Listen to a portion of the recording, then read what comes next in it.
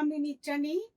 আমাদের ব্র্যান্ড হচ্ছে মিত্রানিজ। আপনারা জানেন আমরা ভারতীয় হ্যান্ডলুম নিয়েই শুধু কাজ করি। তা রোজ রোজ শাড়ি না দেখিয়ে আজকে ভাবলাম আপনাদের ইক্কত নিয়ে একটু বলি।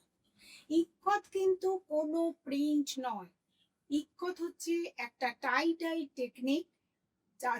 প্রথমে কি হয় না, সুতোগুলো ওয়ার্প অ্যান্ড ওয়েফটের সুতোগুলোকে টাই ডাই করা হয় ডিজাইন অনুযায়ী। ধরুন একটা ডিজাইন যেরকম ভাবে ডিসপ্লে করা থাকে, যেরকম ভাবে গ্রাফে তোলা থাকে, সেই অনুযায়ী ওটাকে বেঁধে টাই ডাই করা হয়।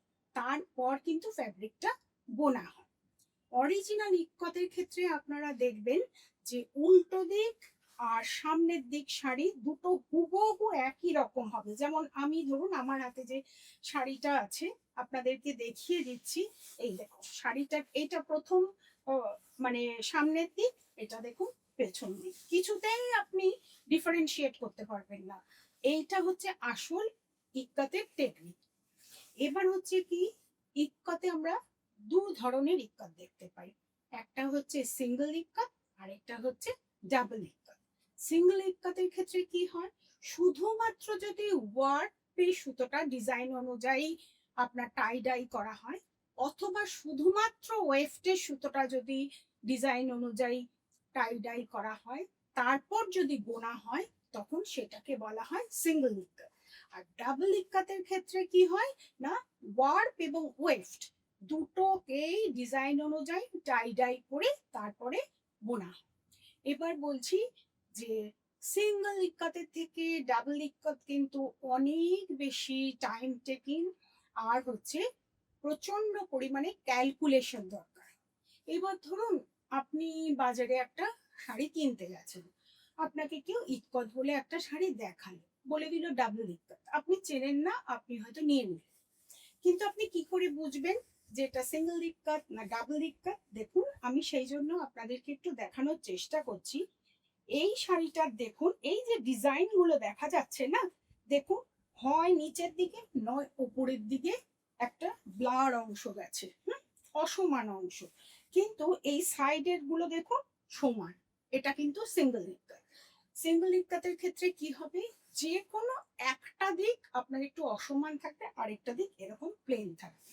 কিন্তু ডাবল ইক্কত যদি হয়, দেখুন আমি এই শাড়িটা দিয়ে আপনাদের ডাবল ইক্কতটা বোঝানোর চেষ্টা করছি। একটু ভেতরের মোটিভগুলো খুলি, তাহলে আপনাদের বুঝতে সুবিধা হবে। যেমন ধরুন এইটা, এই যে এইটার ক্ষেত্রে দেখুন, এটার কি হচ্ছে, এদিকেও আছে আবার এদিকেও আছে। বোঝাতে পারছি কি আমি?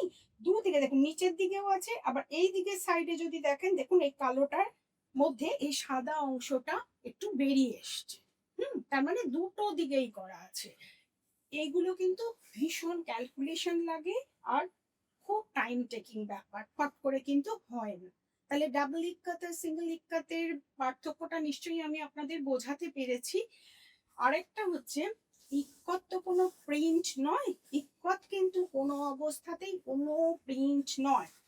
আমাদের দেশে কোথায় কোথায় ইক্কত বোনা হয়, উড়িষ্যাতে হয়, পাঠান পাটোলা গুজরাটে হয়, তারপরে আপনার ইয়েতে হয়, তেলেঙ্গানায় হয়, এই হচ্ছে আমাদের অন্ধ্রপ্রদেশে হয়, এই হচ্ছে আমাদের ইক্কত।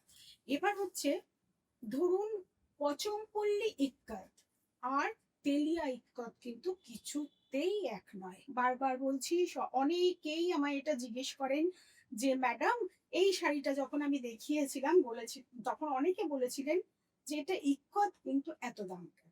কেন আমি এবার বলছি, এটা কিন্তু তেলিয়া ইক্কত। এটা বোনার আগে সুতোতে অয়েল ট্রিটমেন্ট করা হয়। কেন না, এই অয়েল ট্রিটমেন্টের ফলে এই যে ন্যাচারাল ডাইগুলো ইউজ করা হয়, তাতে রংটা খুব ভালোভাবে অ্যাবজর্ব করে এবং কি হয়, এটা শরীরকে ঠান্ডা রাখতে সাহায্য করে। যার জন্য ওরা আগে এই জিনিসের পাগড়ি ব্যবহার করতো গরমের থেকে বাঁচার জন্য। ঠিক আছে, তাই জন্য কি হয়, তেলিয়া ইক্কত খুব ফাইন কাউন্টে বোনা হয়। দেখুন এটা 120 কাউন্টের শাড়ি। আমি চেষ্টা করছি আপনাদেরকে এই অংশটা সুতো দেখাতে, যাতে আপনারা বুঝতে পারেন বোথ ওয়ার্প অ্যান্ড ওয়েফট বোথই কিন্তু 120 কাউন্টে। কেমন দেখুন এটা কি ফাইন সুতো, খুব এক্সপার্ট হাত না হলে কিন্তু এই সুতো বোনা যায় না, ছিঁড়ে যাবে। সেই জন্য এই শাড়ি অত্যন্ত দামি শাড়ি। আর পচমপল্লির সঙ্গে যদিও এর ডিজাইনের মিল থাকে, কিন্তু দুটোর মধ্যে অনেকটা ফারাক আছে। আশা করি আমি আপনাদের এটুকু বোঝাতে পারলাম।